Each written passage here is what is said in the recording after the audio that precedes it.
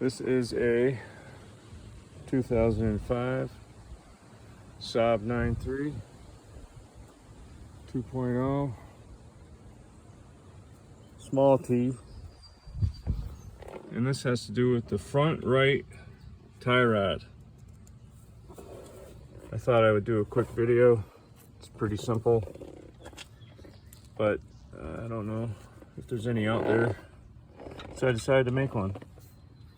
You got this nut and washer on the bottom.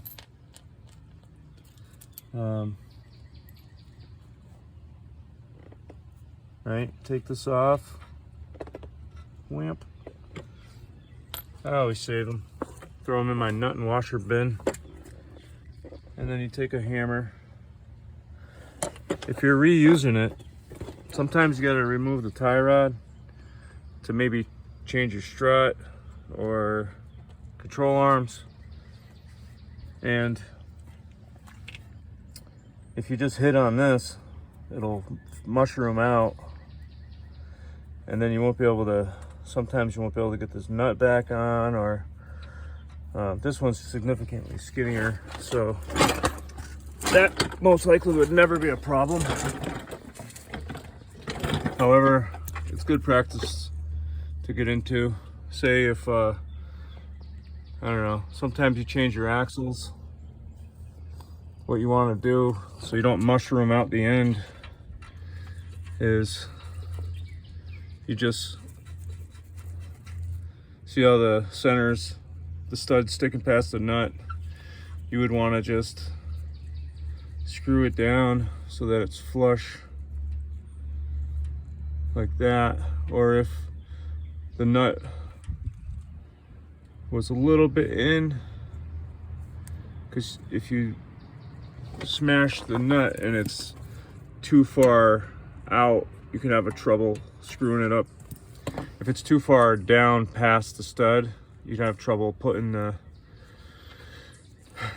screwing the nut all the way up, and then it would start to grab and possibly strip out the tie rod if you needed to reuse the tie rod.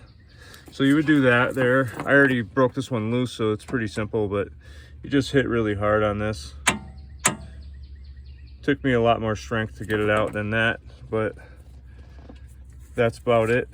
Unscrew it, and I'm just going to show you that this specific tie rod has this hex on the bottom, which it's not zooming very well.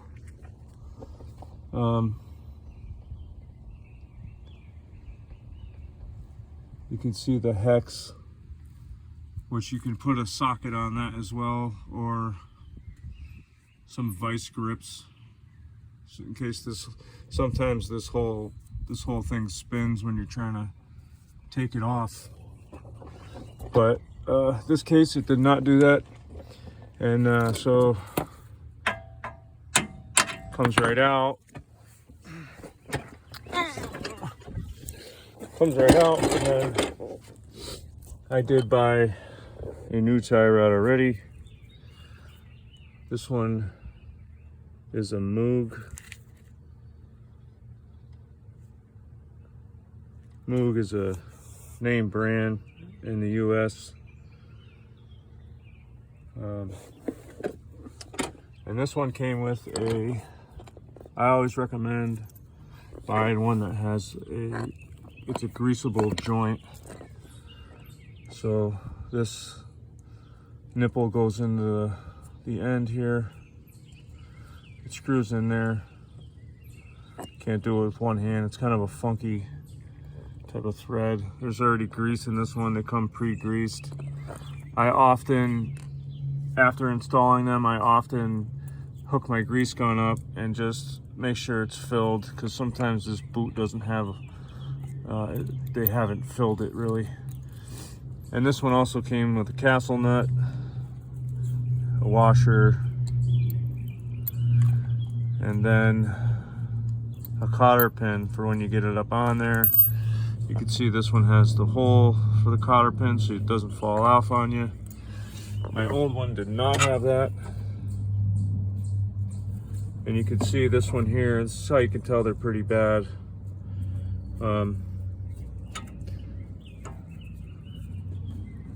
Let's see if I can prop this up to show you. This one, it spins around. Doesn't always mean they're bad. The new ones will spin around, but they'll be very hard to do that. But you can see the amount of play in this. It just bounces back and forth. That's definitely bad. And if I had both hands, I could show you that this goes in and out a little, and also side to side, just a little bit, but eventually that would go bad. And I have seen them fail, where this stud stays into the mount, and basically this piece falls off, and now you don't have any steering on whatever wheel, and the wheel just goes sideways one way or the other, which you could see it turns like that, and then you have all kinds of problems. It damages the fender well, and depending on how old the car is, you might end up doing a significant amount of damage. So these should be replaced even if you pass an inspection. Like, I passed my inspection and they didn't catch this. However, I knew this was bad a few months ago. I just kind of been pushing it. I've had the replacement. I've had this particular vehicle for about 1.5 years. I've had this replacement for about 8 months, maybe like 6 months. But anyways, it passed inspection without them catching it. So don't rely on your inspection to catch things like this, because they don't always. They often don't. And this is my ball joint right here. It's attached to the control arm, the lower control arm. On this one, there's only a lower control arm. My bushings here and there look okay for now. A little dry on that one, but you see that dry rot? I will be replacing both sides, lower control arms and struts, as well as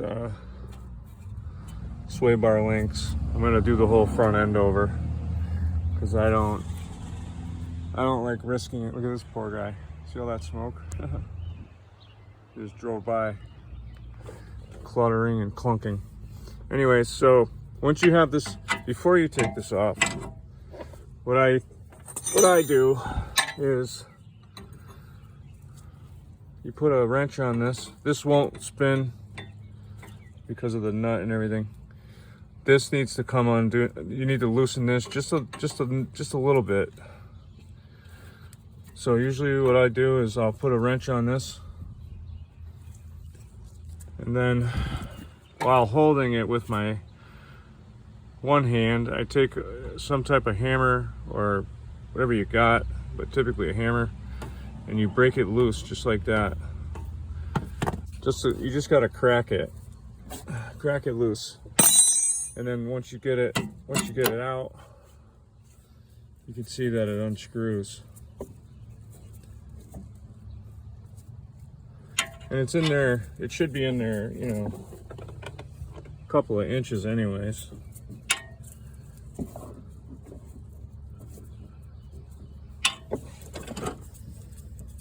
And you just unscrew it. This section here will spin also. It's a little bit tight, which is good. That's your steering rack. I'm not sure on this vehicle.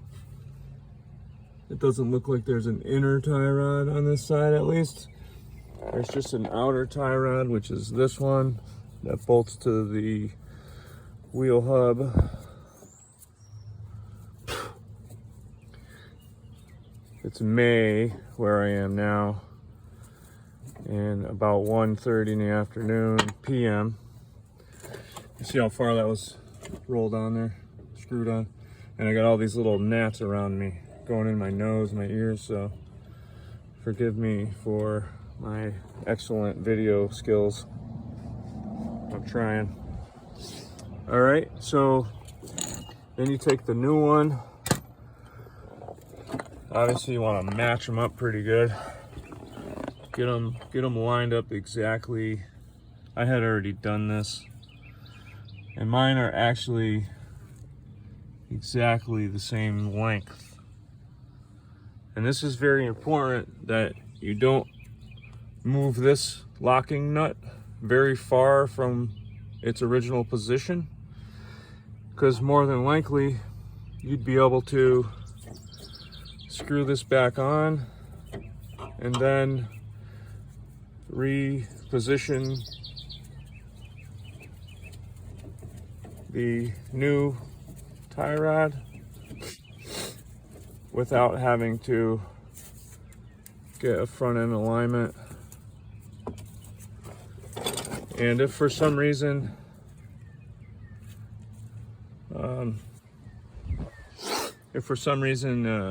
see, mine's getting a little firm right now, so I'm going to clamp on some vice grips. Pretty firm on there. You don't have to be, it shouldn't have to be too tight on there. And then once it hits something,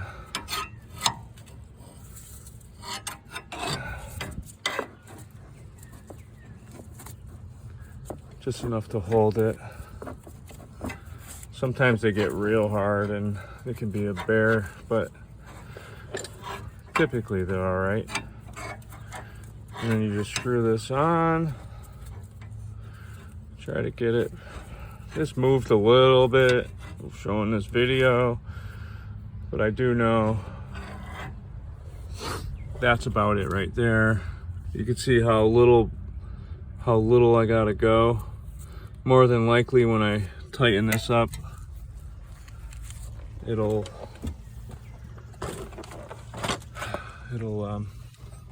be at the exact spot it needs to be. This one is a tight fit for some reason with the wrench. And if I go a hair bigger than needed, it becomes too big. So it's a tight fit. It's probably the rust. But anyways, you get the idea. And then I got to put my grease fitting on. This goes right back in there. Typically I'll tap it right in there pretty tight on that with one good, you get it in there by hand pretty good, and then you give it a good whack. This isn't quite, this is a 2 pound, I think, a 1.5 pounds sand mallet. That'd be all right. But you can see that it's not in there very well, so usually I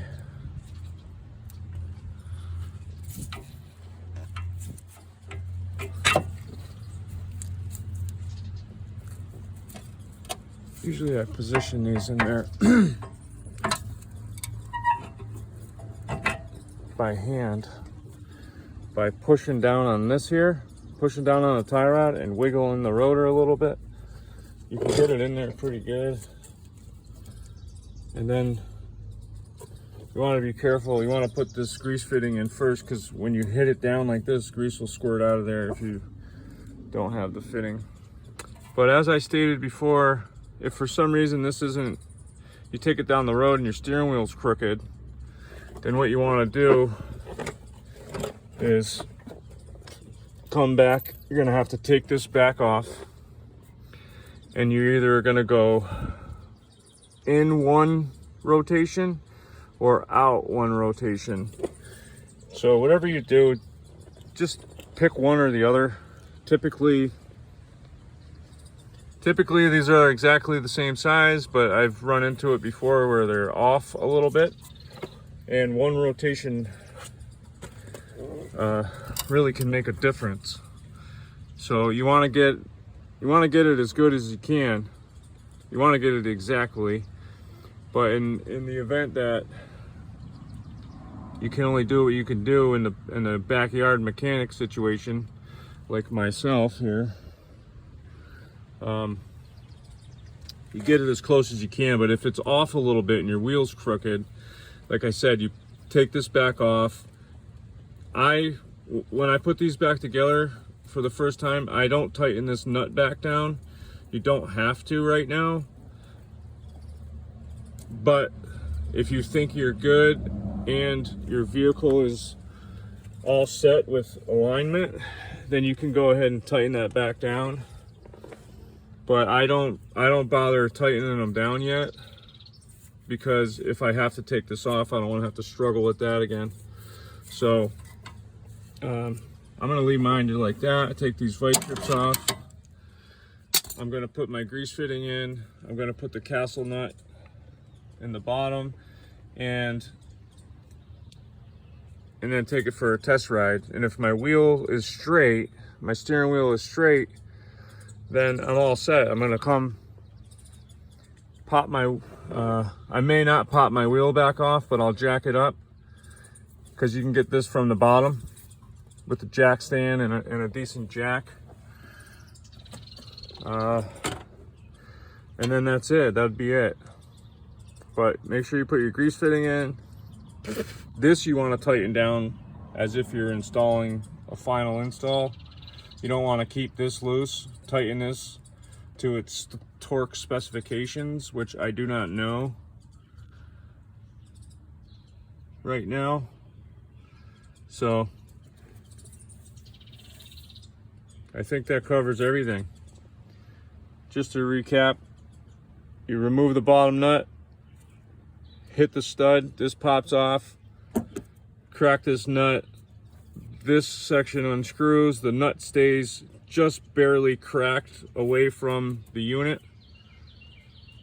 You unscrew this,